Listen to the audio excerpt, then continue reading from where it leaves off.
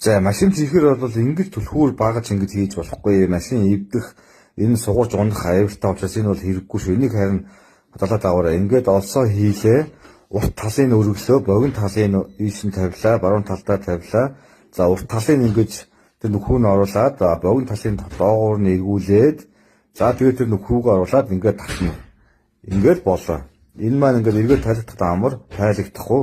Машинд бол аюулгүй байдаг байх нэ. Та бүхэн маань хадгалаад аваарай.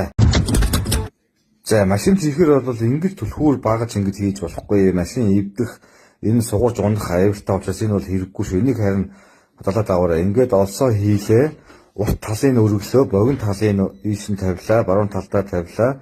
За урт талын ингэж тэр нөхөө нь оруулаад богино талын доогуур нь эргүүлээд за тэгээд тэр нөхөөг оруулаад ингээд татна. Ингээд болоо. Энэ маань ингээд эргээд тайлбарлахад амар тайлбарлахгүй.